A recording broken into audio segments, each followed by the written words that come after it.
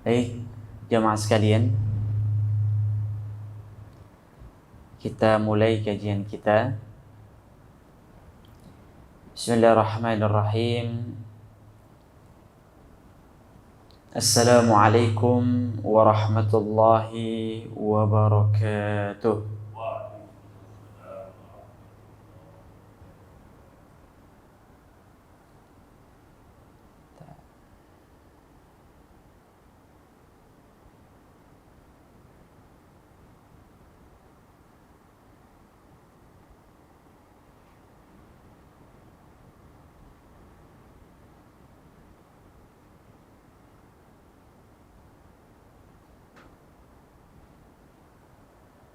Recording in progress. Alhamdulillah. Alhamdulillahilladzi bini'matihi tatimmus salihat. Alhamdulillahi hamdan katsiran tayyiban mubarakan fih. Nahmaduhu subhanahu wa nashkuruhu wa min kulli dhanbin nastaghfiruh. Wa nashhadu an la ilaha illallah wahdahu la syarika lah. Wa nashhadu anna Muhammadan abduhu wa rasuluh. Subhanaka la ilma lana illa ma 'allamtana innaka antal alimul hakim. Allahumma anfa'na bima 'allamtana wa 'allimna ma yanfa'una wa zidna ilman tanfa'una bihi ya rabbal alamin. Allahumma ati nufusana taqwaha wa zakkiha wa anta khairu man zakkaha anta waliyuha wa maulaha ya rabbal alamin. Bapak-bapak sekalian, jamaah salat subuh Masjid Ar-Raudhah yang semoga dimuliakan Allah. Alhamdulillah, bersyukur kita kepada Allah atas segala limpahan nikmat yang Allah karuniakan kepada kita semua. Kita senantiasa berupaya dan berusaha untuk menjadi hamba Allah yang bersyukur dengan cara mempergunakan setiap nikmat-nikmat yang Allah berikan kepada kita sebagai sarana kita untuk beribadah kepadanya. Semoga dan kita berharap seiring bertambahnya kenikmatan-kenikmatan yang kita dapatkan, bertambah pula rasa syukur kita kepada Allah Subhanahu wa ta'ala. Jamaah yang dimuliakan Allah, insya Allah dalam kesempatan kali ini kita akan melanjutkan kembali kajian kita di dalam membahas Kitab Tauhid, di mana pertemuan sebelumnya kita telah membahas terkait dengan bagaimana para ulama di dalam menetapkan kaidah-kaidah dalam memahami perkara-perkara ghaib. Maka untuk selanjutnya kita akan membahas terkait dengan sihir, perdukunan, dan peramalan. Artinya bagaimana hukum sihir itu sendiri dan apa maknanya dan hal-hal yang berkaitan dengannya. Maka ini penting untuk kita bahas bersama. Kalau sebelumnya kita membahas terkait dengan perkara gaib yang para ulama menyebutkan kalau seseorang itu mengaku mengetahui perkara gaib, maka ini termasuk salah satu hal-hal yang bisa membatalkan syahadat seseorang. Artinya bisa mengeluarkan seseorang dari Islam. Maka kesempatan kali ini kita akan membahas juga dari beberapa nanti di pertemuan berikutnya.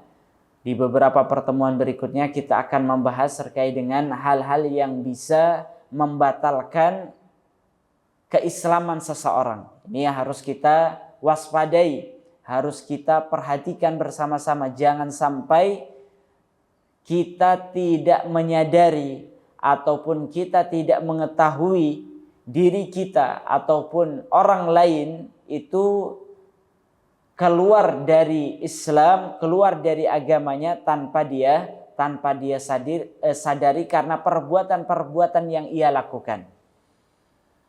Maka kesempatan kali ini, jamaah yang dimuliakan Allah, kita akan membahas terkait dengan masalah sihir, perdukunan, dan peramalan. Baik. Terkait dengan sihir ini, jamaah sekalian, kita mungkin sudah pernah membahas terkait dengan syirik, hukum syirik. Ya. Maka sihir ini sebenarnya bagian daripada kesyirikan. Sihir termasuk salah satu di antara bentuk-bentuk kesyirikan.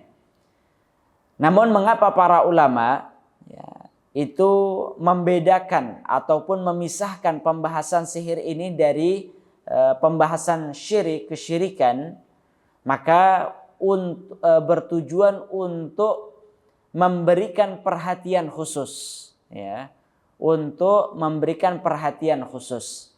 Karena para ulama itu menyebutkan, ya, para ulama menyebutkan ini sebagaimana yang dilakukan oleh Rasulullah.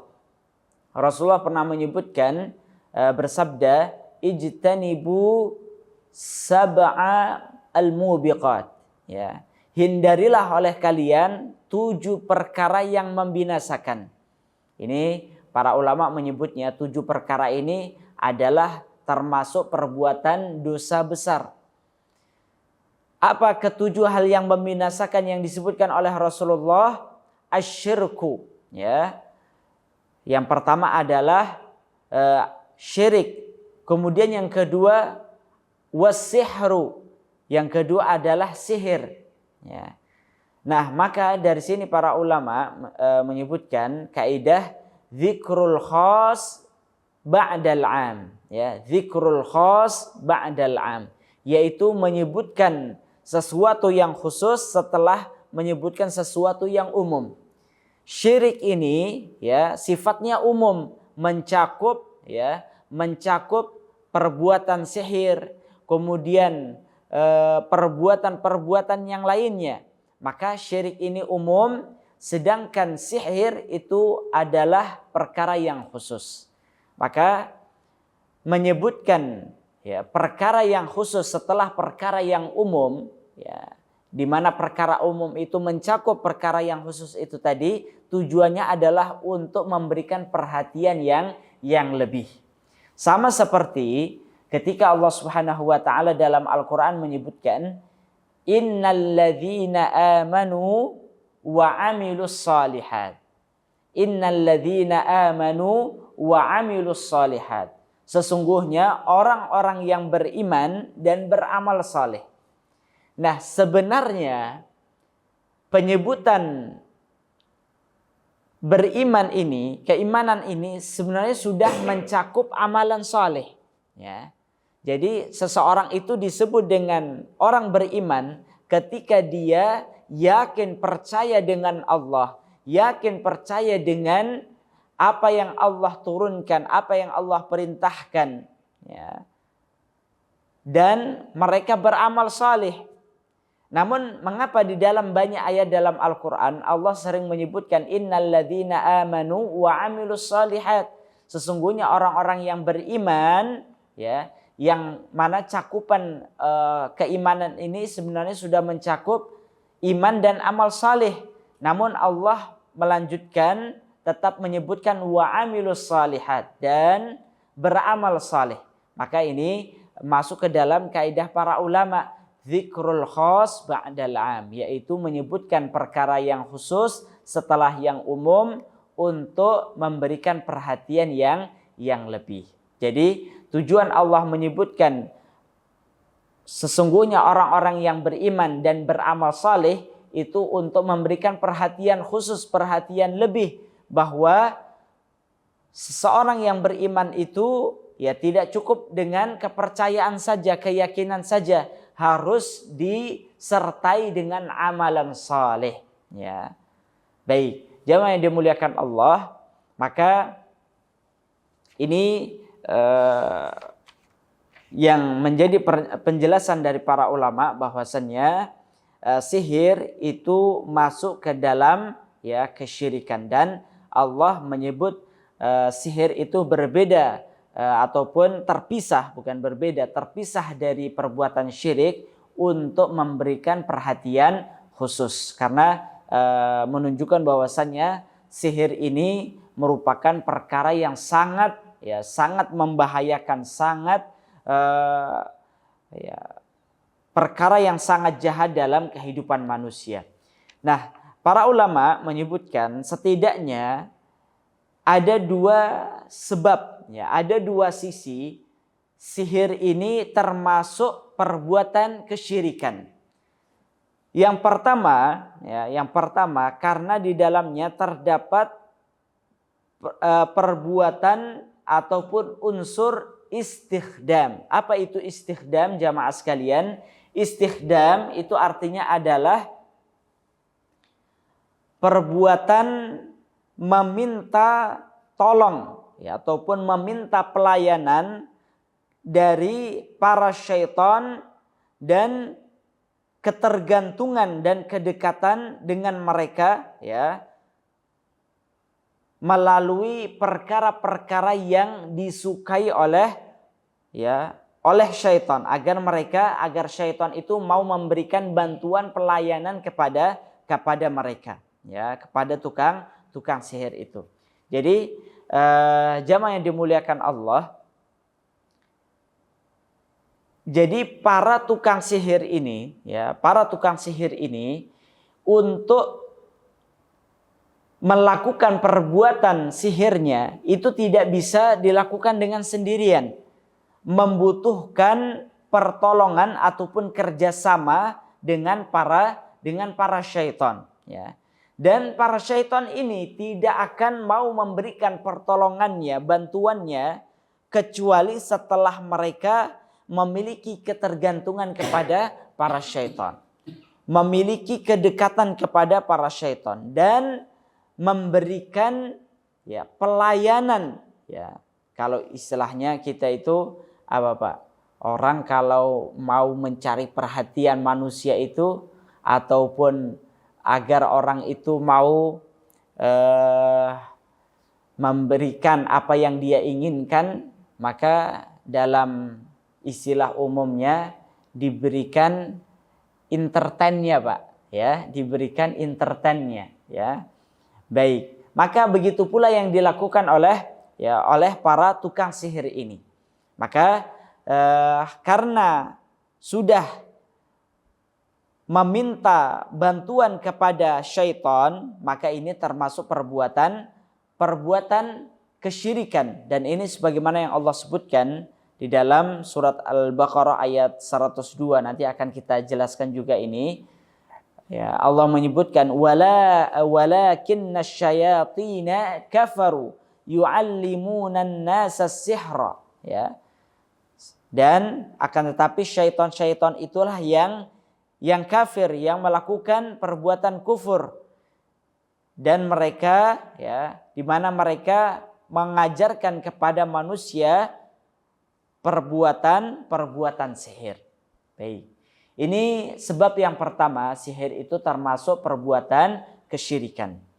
Kemudian jamaah sekalian, sebab yang kedua, sisi kedua mengapa sihir itu termasuk perbuatan syirik, maka yang kedua adalah karena di dalam perbuatan sihir ini terdapat unsur pengakuan, mengetahui perkara-perkara ghaib, mengetahui ilmu-ilmu ghaib, pengakuan bahwasannya berserikat dengan Allah ataupun bekerja sama dengan Allah dalam mengetahui perkara-perkara ghaib. Maka ini jelas termasuk perbuatan kesyirikan. Kita mengaku, sebagaimana yang sudah kita jelaskan pada pertemuan sebelumnya terkait dengan perkara ghaib. Seseorang yang mengaku mengetahui perkara ghaib itu ia telah mempersekutukan Allah Subhanahu wa taala. Karena apa? Yang mengetahui perkara ghaib itu hanya Allah Subhanahu wa taala. Jadi kalau ada orang yang mengaku mengetahui perkara ghaib, maka dia telah menjadi tandingan selain Allah Subhanahu wa taala. Maka karena dua sebab inilah perbuatan sihir itu masuk ke dalam kategori perbuatan syirik. Nah, jamaah yang dimuliakan Allah, maka ini hal pertama yang perlu untuk kita jelaskan terkait dengan perbuatan sihir dan syirik itu tadi. Selanjutnya, jamaah sekalian, sebelum nanti kita menjelaskan ya bahwasannya perbuatan sihir itu termasuk bentuk kekufuran, maka kita akan jelaskan terlebih dahulu terkait dengan pengertian dari sihir itu sendiri, ya. Pengertian dari sihir itu sendiri. Sihir ini berasal dari kata sahar, ya. Kalau yang familiar di kita itu adalah waktu sahur, ya. Waktu sahur itu adalah waktu berasal dari kata sahar ini tadi, yang artinya adalah waktu sahur itu waktu yang samar-samar, ya, merupakan waktu perpindahan antara waktu malam ke waktu siang, ya, sehingga waktu itu adalah waktu yang samar. Maka sihir ini berasal dari kata sahara, ya, yang artinya adalah sesuatu, ya, sesuatu ataupun perkara yang samar, ya, perkara yang samar. Artinya tidak bisa dilihat oleh panca indera kita, namun hakikatnya ada, ya. Dampaknya ada, wujudnya ada, ya, maka disebutlah dengan sihir. Sedangkan secara istilah, ya, jamaah sekalian, apa pengertian sihir itu? Maka dalam hal ini para ulama itu terbagi menjadi dua, ya, di dalam mendefinisikan, menjelaskan arti secara istilah, ya. Maka para ulama terbagi menjadi dua. Pertama, ulama yang tidak mendefinisikan arti sihir, ya, tidak mendefinisikan, artinya sihir itu tidak bisa diartikan secara istilah. Karena apa? Karena saking banyaknya, ya, saking banyaknya bentuk-bentuk sihir itu tadi. Jadi bentuk sihir itu sangat banyak sekali, jamaah sekalian, bentuknya, ya, mulai dari sihir berupa jampi-jampi, ya, sihir berupa, ya, buhul-buhul, ya, sihir seseorang, ya, bisa terkena penyakit ini, ya, sihir seseorang yang awalnya benci menjadi cinta misalnya, dan lain sebagainya. Maka saking banyaknya bentuk-bentuk sihir itu sehingga para ulama tidak bisa mendefinisikan arti sihir itu tadi. Maka ini ada para ulama, diantaranya Imam Syafi'i dan ulama yang lainnya, tidak mendefinisikan arti dari sihir itu tadi. Namun sebagian ulama yang lainnya berupaya untuk mendefinisikan arti sihir, ya. Maka menurut mereka, ya, sihir itu adalah al-azaim, ya. Sihir itu adalah al-azaim. Azaim itu jimat-jimat, ya, jemaah sekalian. Warruqa, yaitu adalah ruqyah ataupun jampi-jampi. Ini ruqyah, bukan ruqyah syar'iyah, ya. Jadi ruqyah itu secara bahasa artinya adalah jampi-jampi ataupun bacaan-bacaan. Wa aqdun, yaitu tali-tali ataupun buntalan-buntalan. Di mana dari ketiga hal ini, ya, ketiga hal ini yaitu berupa jimat, jampi-jampi dan buhul-buhul itu tadi menyebabkan, ya, yang dapat mempengaruhi hati dan jasad seseorang, ya. Jadi jampi-jampi ataupun jimat-jimat ataupun tali-tali yang bisa memberikan dampak ya kepada hati maupun tubuh seseorang ya. Sehingga pengaruhnya apa? Seseorang itu bisa sakit, seseorang itu bisa terbunuh, dan hingga seseorang itu bisa memisahkan antara suami istri. Maka ini adalah pengaruh daripada sihir itu sendiri. Mungkin dampak ataupun contoh dari hal ini sudah sering kita lihat dalam kehidupan sehari-hari jamaah sekalian. Seseorang yang misalnya karena perbuatan sihir maka menyebabkan seseorang itu ya tadi terkena dampaknya misalnya memisahkan suami istri ya, seorang yang awalnya suami istri dipisahkan karena disihir, awalnya pasangan suami istri saling mencintai, karena pengaruh sihir ini keduanya tidak saling mencintai lagi. Ini pengaruh sihir. Ataupun membunuh ya. Banyak kasus-kasus kejadian-kejadian seseorang tertimpa penyakit ya, yang ketika dibawa ke rumah sakit, di ronsen dan sebagainya nggak ada, tapi perutnya dia merasakan kesakitan dan seterusnya, ataupun di dalam perutnya terdapat paku ataupun benda-benda aneh yang lainnya.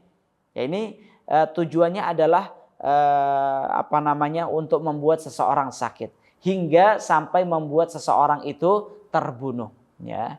Kalau kita mau melihat kasus-kasus seperti ini sangat banyak sekali terutama di daerah-daerah pedalaman ataupun pedesaan lah ya.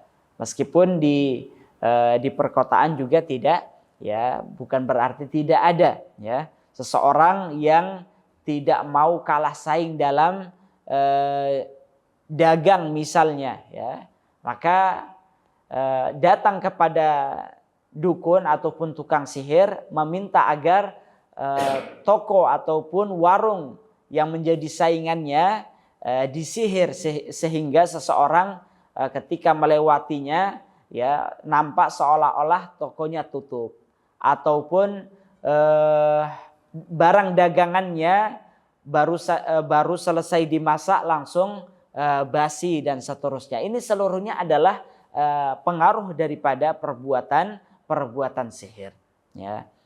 Baik, jamaah yang dimuliakan Allah, maka dari pengertian ini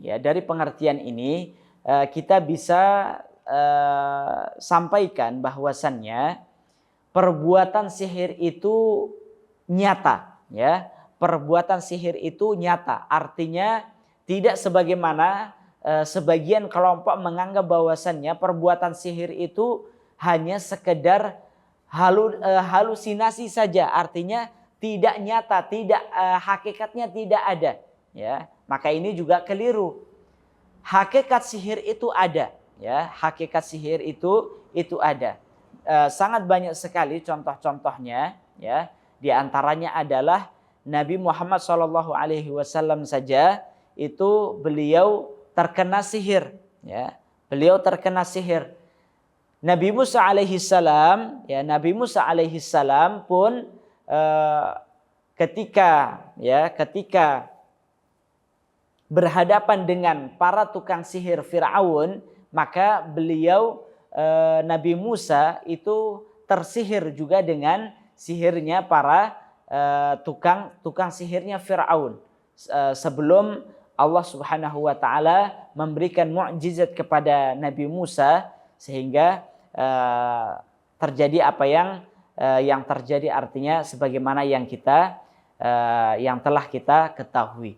Artinya pengaruh sihir itu ada ya, pengaruh sihir itu ada, sehingga kita tidak bisa mengatakan sihir itu hanya sekedar halusinasi seseorang saja, hakikatnya tidak ada dan seterusnya. Baik. Kemudian jamaah sekalian, selanjutnya sihir ini juga itu sudah, praktek perbuatan sihir ini sudah ada sejak zaman dahulu ataupun sejak zaman para nabi dahulu. Hal ini sebagaimana yang Allah sebutkan di dalam surat Az-Zariyat ayat 52. Allah Subhanahu wa taala berfirman, "Kadzalika ma atal ladzina min qablihim min rasulin illa qalu sahirun aw majnun." Ya. Demikianlah setiap kali para rasul yang datang kepada orang-orang sebelum mereka. Ya. Artinya setiap para rasul, para nabi datang mendakwahi kaumnya, maka yang dikatakan oleh kaum mereka itu adalah illa qalu sahirun aw majnun. Melainkan kaumnya itu akan mengatakan para nabi, para rasul itu adalah penyihir dan orang yang gila. Artinya para nabi dan rasul yang Allah utus itu sejak zaman dahulu itu bukan label penyihir dan orang gila itu bukan hanya baru saja didapatkan oleh Nabi Muhammad SAW saja. Sebagaimana kita ketahui ketika Nabi Muhammad itu berdakwah kepada kaum musyrikin, kafir Quraisy, maka label yang dituduhkan kepada Nabi Muhammad itu adalah nggak usah dengarkan Muhammad itu, dia itu penyihir, dia itu orang gila, ya. Nah, label ini bukan baru didapatkan oleh Nabi Muhammad saja, melainkan nabi-nabi sebelum beliau itu sudah mendapatkan label ini. Ini menunjukkan bahwasannya perbuatan sihir itu sudah ada sejak zaman para nabi-nabi terdahulu. Ya, baik, jamaah yang dimuliakan Allah, termasuk juga kalau kita melihat ke misalnya orang-orang Mesir kuno, mereka melakukan perbuatan sihir. Kemudian orang-orang Yahudi juga mereka melakukan perbuatan sihir juga, ya. Sebagai contohnya adalah ketika Allah Subhanahu wa taala menyebutkan dalam surat Al-Baqarah ayat 101 walamma Allah Subhanahu wa taala menyebutkan ini terkait dengan orang-orang Yahudi. Orang-orang Yahudi juga mereka melakukan perbuatan sihir. Ketika Allah menyebutkan walamma ja'ahum rasulun min indillahi musaddiqun lima ma'ahum nabadha fariqum minal ladzina utul kitaba kitaballahi wara'a zuhurihim ka'annahum la ya'lamun. Ya. Dan ketika datang kepada mereka, yaitu kepada kaum Yahudi, rasulun min indillah, utusan para rasul dari sisi Allah, musaddiqun lima ma'ahum, yang membenarkan ajaran nabi-nabi sebelumnya, nabadha fariqum minal ladzina utul kitab, maka sekelompok dari ahli kitab itu membuang, bukan ini sebagai bentuk penolakan, jadi membuang apa yang telah diberikan kepada mereka ke belakang, ya. Jadi membuang ke belakang, bukan lagi ke depan, namun membuang ke belakang. Ini menunjukkan penolakan mereka terhadap syariat ataupun ajaran yang dibawa oleh para nabi dan rasul, ya. Dan uniknya dan menariknya jemaah sekalian, di dalam surat Al-Baqarah nanti bisa dibuka surat Al-Baqarah ayat 101 hingga 102. Ketika orang-orang Yahudi ini menolak dakwah para nabi dan rasul, maka perhatikan ayat berikutnya, ya. Ayat yang 102, Allah menyebutkan ya setelah tadi nabadha fariqum minal ladzina utul kitaba kitaballahi wara'a dhuhurihim ka'annahum la ya'lamun. Ayat selanjutnya adalah wattaba'u ma tatlus syayatinu ala mulki Sulaiman. Orang-orang Yahudi itu setelah mereka menolak dakwah para nabi dan rasul, justru yang mereka lakukan itu adalah wattaba'u, mereka mengikuti. Siapa yang mereka ikuti? Ma tatlus syayatinu ala mulki Sulaiman.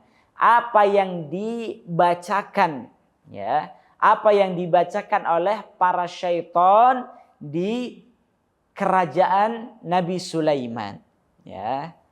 Artinya adalah mereka mempelajari sihir. Maksud daripada wattaba'u ma tatlus syayatin itu adalah kaum Yahudi itu mempelajari ataupun mengikuti perbuatan sihir ya. Maka oleh sebagian orang itu menganggap bahwasannya perbuatan sihir itu, ilmu sihir itu adalah ilmu yang diajarkan oleh Nabi Sulaiman ya.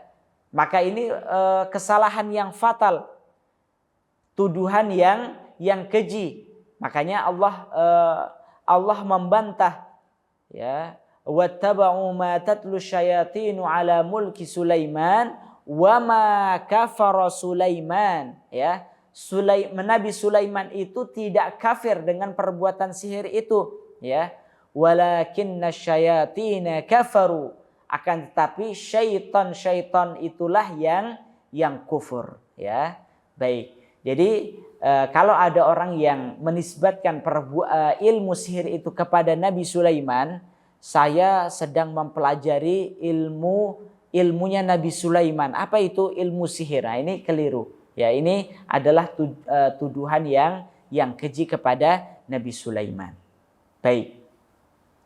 Nah, menariknya pelajaran yang bisa kita ambil dari sini jamaah sekalian adalah ya, ini menunjukkan bahwasannya kaum terdahulu mereka telah mempelajari dan melakukan praktek perbuatan sihir. Tidak terkecuali kaum Yahudi, sebagaimana yang tadi Allah jelaskan di dalam surat Al-Baqarah ayat 101 hingga 102.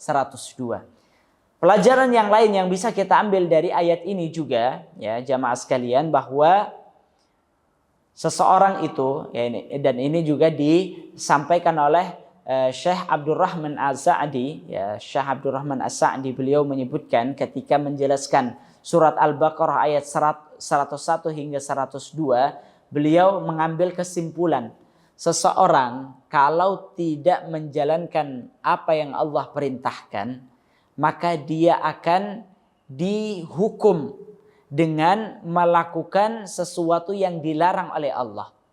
Ya, ini kaidah yang sangat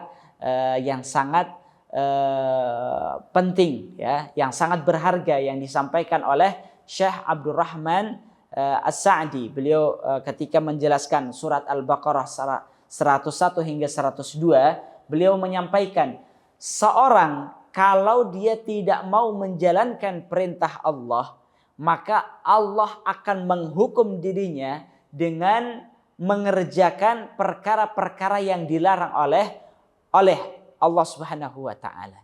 Contohnya apa? Contohnya adalah kaum Yahudi ini. Allah perintahkan mereka untuk mengikuti apa yang diperintahkan oleh para nabi dan para rasul. Ibadah kepada Allah, mentauhidkan Allah, ya, tidak melakukan kesyirikan. Namun apa yang dilakukan oleh kaum Yahudi, ya, nabadha fariqum minal ladzina utul kitaba kitaballahi wara'a zuhurihim. Mereka melemparkan ya pesan-pesan Allah, wahyu-wahyu Allah, kitab-kitab Allah ke belakang pundak mereka, ya. Maka karena mereka meninggalkan apa yang Allah perintahkan, maka Allah hukum mereka dengan melakukan sesuatu yang Allah larang. Apa yang Allah larang? yaitu berupa perbuatan kesyirikan itu tadi, ya. Mereka justru mempelajari ilmu-ilmu sihir dari para syaitan yang berada di kerajaan Nabi Sulaiman, ya. Maka ini berlaku secara umum, jamaah sekalian. Seseorang yang Allah perintahkan dia punya harta, Allah perintahkan dia untuk bersedekah, namun dia tidak bersedekah, maka dia akan pergunakan hartanya untuk kemaksiatan kepada Allah Subhanahu wa taala. Seseorang yang Allah berikan kekuasaan, yang dengannya Allah perintahkan untuk berbuat adil, Allah perintahkan untuk membantu orang yang lemah dan seterusnya.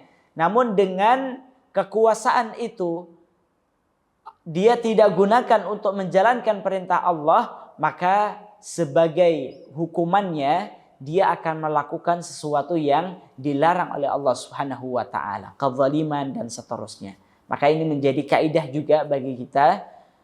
Kalau kita tidak menjalankan apa yang Allah perintahkan, maka Allah akan menghukum kita dengan melakukan apa-apa yang Allah larang.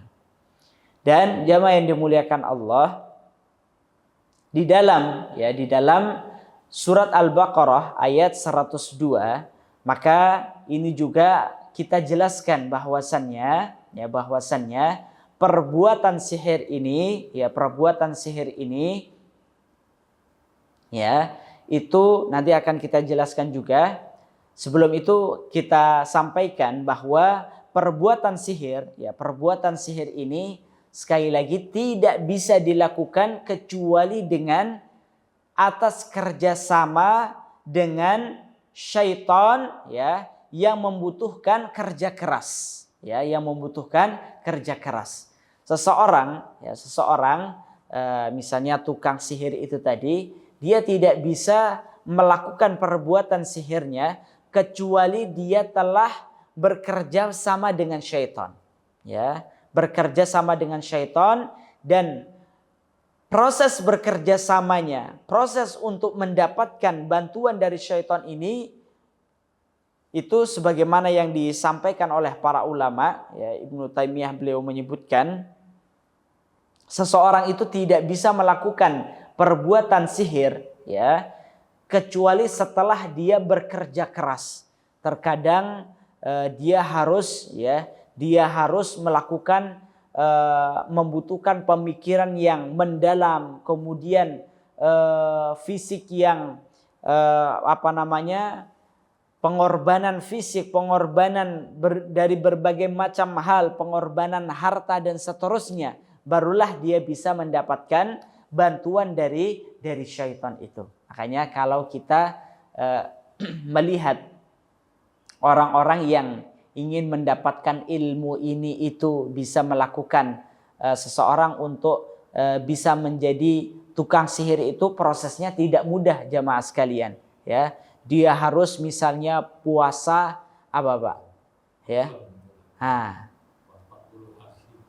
puasa 40 hari, ataupun puasa mutih misalnya, ataupun puasa-puasa yang lainnya, menyendiri, kemudian melakukan ini itu dan lain sebagainya, betapa dan lain sebagainya. Ini seluruhnya adalah hal yang harus dilakukan ketika seseorang itu ingin bekerja sama dengan para syaitan, Baik, jamaah yang dimuliakan Allah, maka termasuk juga perbuatan sihir ini itu bisa menyebabkan seseorang masuk ke dalam kekufuran. Hal ini sebagaimana yang Allah jelaskan di dalam surat Al-Baqarah ayat 102 itu tadi. Wattaba'u ma tatlu syayatinu ala mulki Sulaiman wa ma kafara Sulaiman walakinna syayatina kafaru. Nabi Sulaiman tidaklah kafir, Artinya Nabi Sulaiman tidak melakukan perbuatan sihir, tidak mengajarkan perbuatan sihir, Akan tetapi yang mengajarkan perbuatan sihir itu adalah para syaitan. Kepada siapa mereka mengajarkan? Yaitu kepada para tukang sihir. Yu'allimunan nasa sihr. Ya. Maka Allah menyebutkan walakinna syayatina kafaru, akan tetapi para syaitan itulah yang kafir. Ini menunjukkan bahwasanya perbuatan sihir itu bisa menyebabkan seseorang jatuh ke dalam kekufuran. Walakinna syayatina kafaru, ya, akan tetapi syaitan itulah yang kufur. Yu'allimunan nasa sihr, ya, wa ma unzila 'alal malakaini bi Babil Harut wa Marut, ya, dan seterusnya. Maka ini menunjukkan bahwasanya perbuatan sihir itu bisa menyebabkan seseorang melakukan kekufuran. Artinya perbuatan sihir itu adalah bentuk kekufuran. Itu sudah menjadi kesepakatan para ulama. Baik, jamaah yang dimuliakan Allah Subhanahu wa taala, maka selanjutnya para ulama juga menyebutkan karena perbuatan sihir ini merupakan bentuk kekufuran, ya, karena tadi bekerja sama dengan syaitan, ya, kemudian melakukan perbuatan kesyirikan, kemudian mengetahui perkara ghaib, ya, mengetahui perkara ghaib, maka dia terjatuh kepada kekufuran. Dan orang yang jatuh kepada kekufuran, maka para ulama membahas apa hukumnya para tukang sihir, ya, apa hukum para tukang sihir itu. Maka di zaman sahabat Umar bin Khattab radhiyallahu an, beliau menetapkan satu hukum bahwa para tukang sihir itu wajib untuk dibunuh, ya.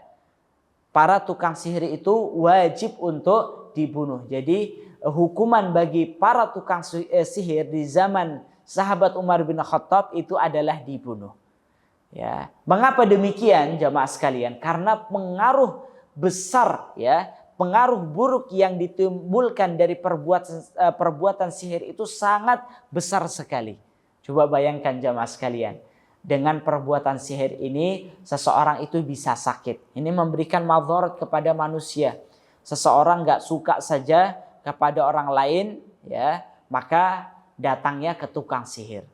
Ya, makanya sering kita mendengar cinta ditolak, dukun bertindak. Nah, ini perbuatan sihir, ya. Dia tinggal datang kepada tukang sihir, ya, kepada nenek sihir, Mbah, ya, tolong sihir orang ini karena dia menolak cinta saya.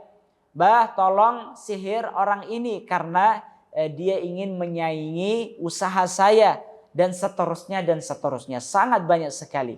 Pengaruhnya sangat banyak sekali, menyebabkan seseorang itu sakit, menyebabkan seseorang itu gagal, ya, menyebabkan seseorang itu terbunuh, bahkan menyebabkan seseorang itu terpisah antara suami istri. Ini semuanya pengaruh dari perbuatan sihir. Maka saking besarnya pengaruh buruk dari perbuatan sihir, maka di zaman Umar bin Khattab beliau mengeluarkan aturan untuk mengeksekusi ataupun membunuh setiap tukang sihir. Baik, jamaah yang dimuliakan Allah, terakhir kita jelaskan siapa yang terkena vonis, ya, kafir karena perbuatan sihir ini, ya. Siapa yang terkena vonis kafir karena perbuatan sihir ini? Artinya seseorang itu bisa menjadi kufur karena perbuatan sihir itu siapa saja. Maka ada 3 orang yang bisa kufur, ya, karena perbuatan sihir ini.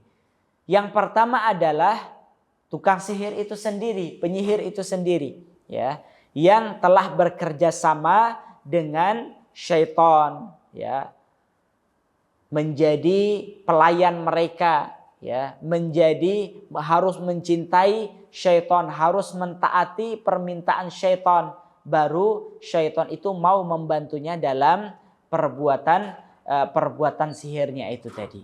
Ya, maka ini yang pertama. Dan selain itu juga dia melakukan kesyirikan dan seterusnya. Yang kedua, yang menjadi kufur karena perbuatan sihir itu bukan hanya penyihir saja, bukan hanya tukang sihir saja. Siapa yang kedua? Yaitu adalah orang yang mempelajari ilmu sihir. Ya. Jadi mempelajari ilmu sihir itu sudah dianggap kufur. Ya. Misalnya belajar ilmu ilmu sihir itu tadi. Maka baru mempelajari ilmu sihir saja itu sudah melakukan sudah menjadi kufur. Karena apa?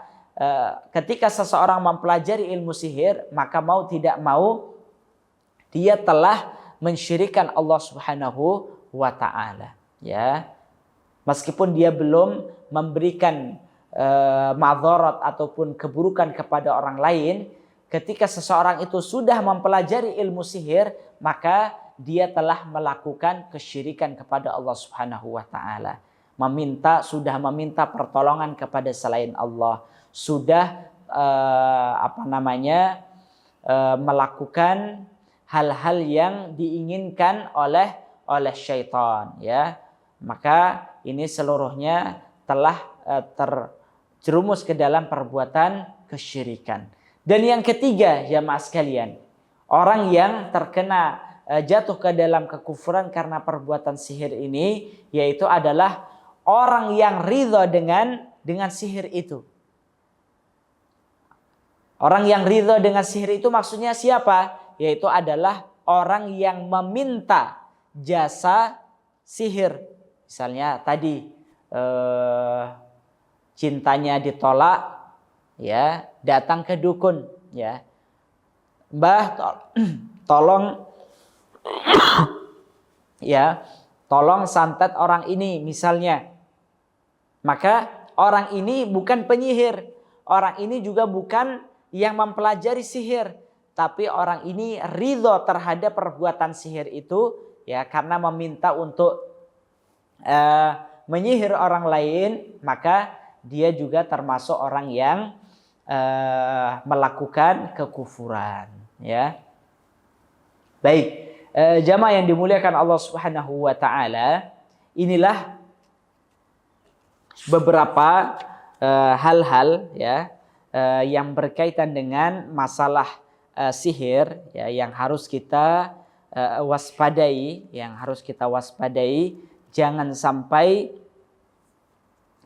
sampai kita melakukannya, ataupun kita harus mengetahui berbagai bentuk-bentuk sihir yang sangat banyak sekali bentuknya, ya. Mulai dari jimat-jimat, mulai dari ruqyah, jampi-jampi ataupun yang lainnya, ini seluruhnya adalah bentuk-bentuk sihir yang harus kita waspadai. Wallahu a'lam, mungkin hanya ini yang dapat kami sampaikan. Sisa waktu kita berikan kepada jamaah yang ingin tanya jawab, maka kami persilahkan. Wallahu a'lam.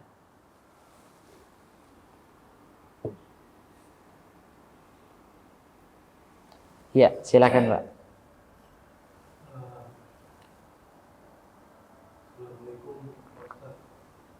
Waalaikumsalam warahmatullahi wabarakatuh.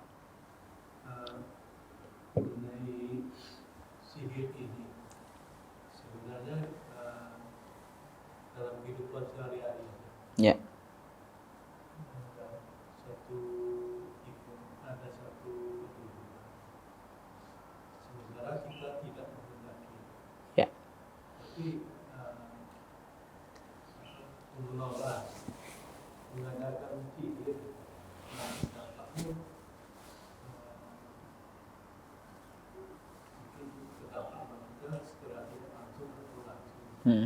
itu bagaimana hukumnya? Baik. Ada yang tadi Khususnya begini, satu pertunjukan, oke. Event. hujan, terus ada tukang sihir untuk mengadakan hujan Ya. secara terang-terangan di situ. Bagaimana dengan kita yang ada di sekitar itu? Oh ya. Itu terhadap keimanan kita. Baik. Baik. Dalam hal ini ada beberapa pihak, ya, ada beberapa pihak. Yang pertama itu adalah pihak yang bertanggung jawab terhadap acara tersebut, ya. Artinya dia yang mengundang, ya, yang mengundang orang yang sebenarnya istilahnya itu adalah misalnya pawang hujan atau yang lainnya. Ini mereka yang kalau sekedar pawang hujan itu memprediksikan turunnya hujan, apakah ini turun hujan ataukah tidak, ya, ataupun melakukan beberapa upaya, ya, yang secara ilmiah itu bisa membuat hujan tidak turun, maka itu tidak masalah. Tapi kalau sudah saya bisa memastikan hujan tidak turun, saya bisa menolak hujan untuk turun, maka ini tentunya mengambil, ya, wewenang Allah Subhanahu wa taala, karena Allah lah yang berhak menurunkan dan menahan hujan itu. Itu adalah wewenang Allah Subhanahu wa taala. Jadi kalau ada manusia yang mengaku, ya, bisa mendatangkan hujan ataupun menolak datangnya hujan, maka ini jelas perbuatan kesyirikan, ya. Baik, dan ini bukan termasuk sihir, ya, bukan termasuk sihir. Namun masuk ke dalam kategori kesyirikan, perbuatan kesyirikan.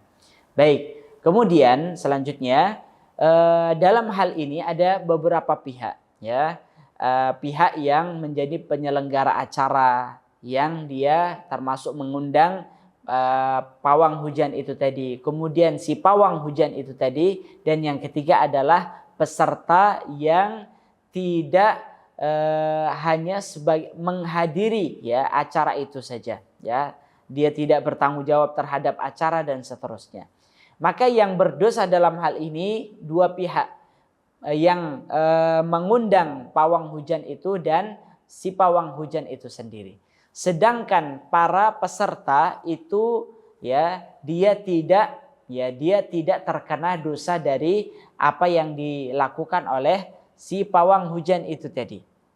Dan yang harus dia lakukan juga adalah minimal mengingkari dalam hati, ya, mengingkari dalam hati bahwasannya saya tidak setuju, saya tidak menyukai perbuatan tersebut, seperti itu. Maka dengan itu dia tidak terkena dampak dari perbuatan dosa yang dilakukan oleh pihak penyelenggara acara maupun pawang hujan itu tadi, ya, seperti itu, Pak.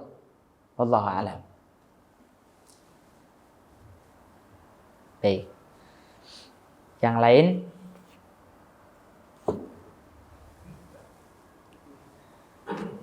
Cukup? Ya. Kalau kita baca sejarah sihir, ya, kan dalam Al-Quran itu kan kebanyakan, artinya tidak di dalam Quran itu tidak disebutkan sihir itu mencelakakan orang, tapi diciptakan itu hanya penampakan, gitu ya. Yeah. Seperti zamannya Nabi Musa itu kan, tukang sihir itu hanya melempar tali-tali gitu kan, kemudian berubah menjadi ular. Itu sih dampak, sebenarnya dampak yang diinginkan dari tukang sihir itu sudah apa? Ya. Baik. Dampak dari perbuatan sihir itu jelas Allah menyebutkan di dalam Al-Quran tadi, yu'allimuna an-nasa sihra wa ma unzila 'alal malakaini bi Babila Harut wa Marut wa ma yu'allimani min ahadin hatta yaqula innama nahnu fitnatun fala takfur fayata'allamuna minhuma ma yufarriquna bihi bainal mar'i wa zawjihi wa ma hum bidharrina bihi min ahadin illa biidznillah. Salah satu dampak buruk dari perbuatan sihir itu adalah memisahkan antara suami istri, ya. Artinya membuat suami istri yang awalnya saling mencintai karena perbuatan sihir ini seseorang tidak saling mencintai. Itu sangat nyata sekali, Pak. Ya, sangat nyata sekali. Bahkan ada satu kisah karena perbuatan sihir suami itu tidak bisa menggauli istrinya, ya, tidak bisa menggauli istrinya. Itu karena pengaruh sihir itu tadi, ya, karena pengaruh sihir. Dan tadi juga sihir bisa membunuh, ya, membuat menjadikan seseorang itu sakit. Itu adalah pengaruh buruk dari perbuatan sihir, ya.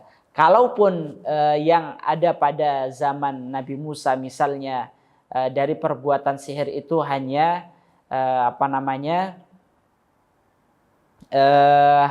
seolah-olah tali seperti dilihat seperti ular, yaitu yang sangat ringan sekali, ya, pengaruhnya.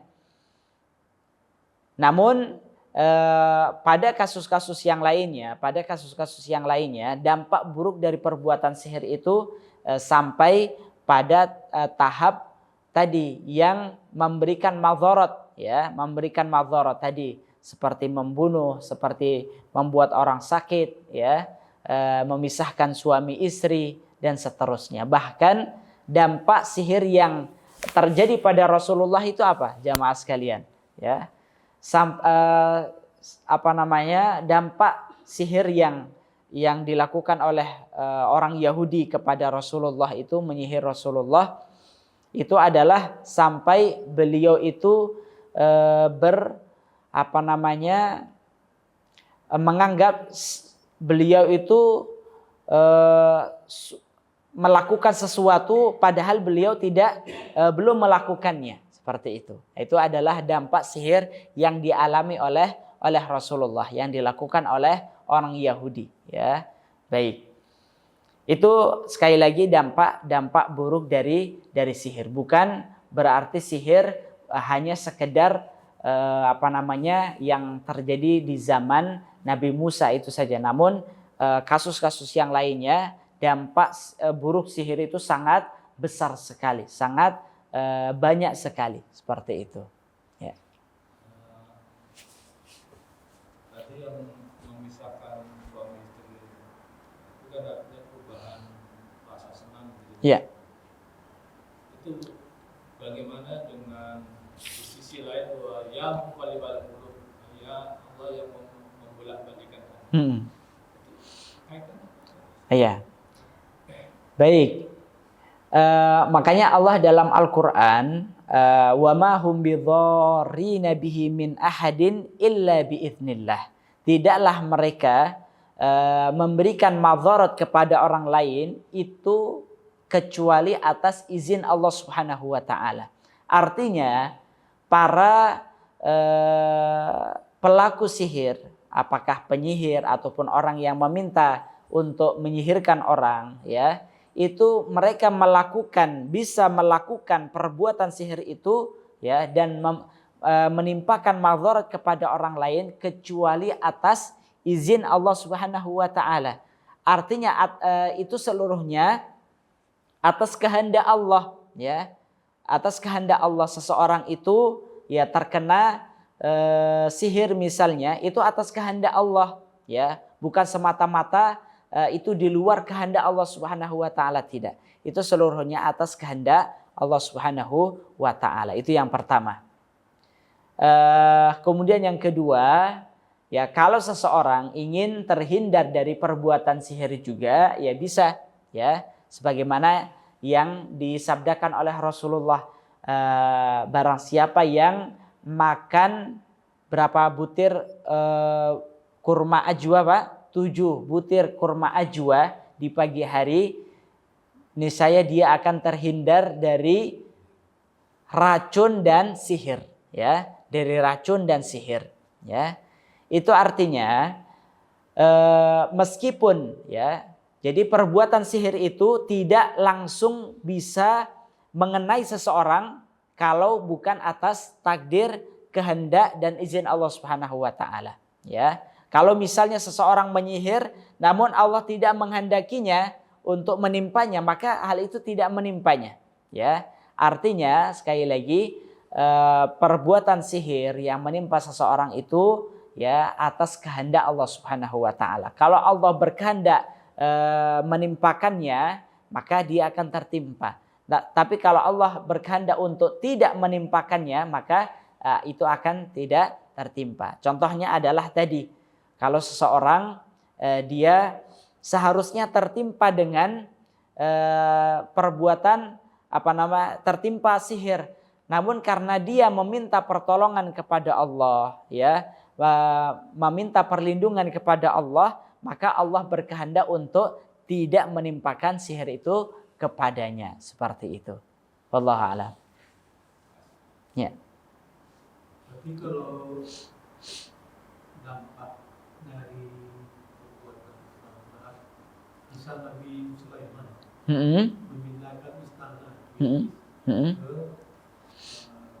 kediaman Nabi Sulaiman, ya, itu kan untuk saat itu pemikiran sana itu membawa dampak positif ya, Nabi Sulaiman ya, atas istana itu. ya. Bagaimana kita memandang? Jadi jamaah sekalian, meminta pertolongan ataupun pada Allah Subhanahu wa taala, ya, Allah Subhanahu wa taala memberikan kemampuan ataupun disebut dengan mukjizat kepada Nabi Sulaiman, dan ini termasuk karunia yang Allah berikan kepada Nabi Sulaiman, itu bisa menguasai, ya, beberapa makhluk ciptaan Allah Subhanahu wa taala. Artinya Nabi Sulaiman Allah berikan kekuasaan, kemampuan untuk menjadikan beberapa hal yang menjadi makhluk ciptaan Allah seperti angin, seperti semut, seperti segala macam hewan-hewan, termasuk jin, ya, termasuk jin, syaitan, itu sebagai pasukan Nabi Sulaiman. Artinya mereka taat dan tunduk terhadap perintah Nabi Sulaiman. Apapun yang diinginkan, diperintahkan oleh Nabi Sulaiman, maka mereka melaksanakannya, ya. Maka pertama, apa yang dilakukan oleh Nabi Sulaiman, bisa memerintahkan jin, syaitan untuk melakukan sesuatu, maka itu merupakan pertama atas izin Allah Subhanahu wa taala, kemudian itu merupakan kekuasaan yang Allah berikan kepada beliau, ya, kepada beliau. Dan yang ketiga, itu bukan termasuk perbuatan sihir dan lain sebagainya, ya. Karena interaksi antara manusia dengan jin itu tidak semuanya dilarang, ya, tidak semuanya dilarang. Contohnya misalnya, bahkan Rasulullah itu tugasnya adalah mendakwahi bangsa jin, ya. Artinya seseorang bisa juga, misalnya kita meruqyah seseorang yang di dalamnya terdapat jin, kemudian kita berinteraksi dengan jin, memerintahkan mereka untuk masuk Islam, mendakwahi mereka, itu bisa, ya. Artinya interaksi manusia dengan jin itu ada yang batasannya, ya, diperbolehkan, dan ada juga yang ketika melebihi batasannya, misalnya meminta pertolongan sesuatu yang tidak bisa dilakukan hal tersebut kecuali Allah, dan itu dimintakan kepada bantuannya kepada mereka. Dan syaitan tidak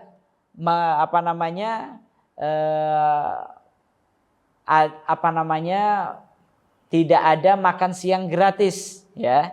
Artinya kalau seseorang meminta bantuan jin dengan syarat, ya, dia harus melakukan apa yang diinginkan oleh syaitan, ya, maka itulah yang bisa menyebabkan kekufuran, ya. Kalau seperti yang terjadi sekarang, para penyihir itu mereka meminta bantuan syaitan, meminta bantuan jin. Namun apakah semata-mata jin memberikan pertolongan, memberikan bantuan? Tidak. Harus ada syarat dan iya, ada tumbalnya. Apa itu? Ya, misalnya tadi kalau mereka dengan tulisan-tulisan itu, tulisan-tulisan Al-Quran di balik-balik ayatnya, ini kan pelecehan terhadap ayat Al-Quran. Ataupun Al-Quran diberikan darah haid misalnya, ini kan pelecehan, penghinaan terhadap Al-Quran, ya, dan yang lain sebagainya. Intinya syaitan akan menjerumuskan dia kepada perbuatan kesyirikan, baru syaitan mau memberikan pertolongan untuknya, seperti itu. Sedangkan yang dilakukan oleh Nabi Sulaiman itu adalah perintah murni dan tidak ada syarat-syarat yang harus dilakukan oleh Nabi Sulaiman agar syaitan itu mau menjalankan perintahnya. Bahkan syaitan itu, ya, syaitan ataupun jin yang menjadi pasukan Nabi Sulaiman, mereka itu melakukan perintah Nabi Sulaiman itu dalam keadaan terpaksa, ya, dalam keadaan terpaksa. Makanya yang ayat yang pada pertemuan sebelumnya kita telah jelaskan, jin itu merasa tertipu setelah Nabi Sulaiman itu wafat, ya. Mereka, kalau kami tahu Nabi Sulaiman itu wafat sejak lama, maka kami tidak akan berada pada kehinaan yang nyata ini. Artinya mereka tetap melanjutkan tugas-tugas yang diberikan oleh Nabi Sulaiman, seperti itu, ya. Itu perbedaannya, Pak, ya, perbedaan antara perintah Nabi Sulaiman ataupun interaksi Nabi Sulaiman dengan bangsa jin, syaitan, dengan yang terjadi pada hari ini, seperti itu. Wallahu a'lam. Baik, cukup? Ya, baik. Jamaah yang dimuliakan Allah, demikianlah yang bisa kita pelajari. Semoga pembahasan terkait dengan sihir ini, perdukunan dan peramalan ini bisa kita pahami dengan baik. Dan ini yang menjadi hal penting bagi seorang muslim, jangan sampai perkara ini menyebabkan dia keluar dari ajaran Islam ataupun keluar dari agama Islam. Wallahu a'lam, mungkin hanya ini yang dapat kami sampaikan, lebih dan kurangnya kami mohon maaf. Kita akhiri dan sempurnakan majlis kita dengan membaca hamdalah dan doa kafaratul majlis. Alhamdulillahi rabbil alamin. Subhanakallahumma wa bihamdika asyhadu an la ilaha illa anta astaghfiruka wa atubu ilaik. Aqulu qawli hadza wa astaghfirullah li wa lakum. Assalamualaikum warahmatullahi wabarakatuh.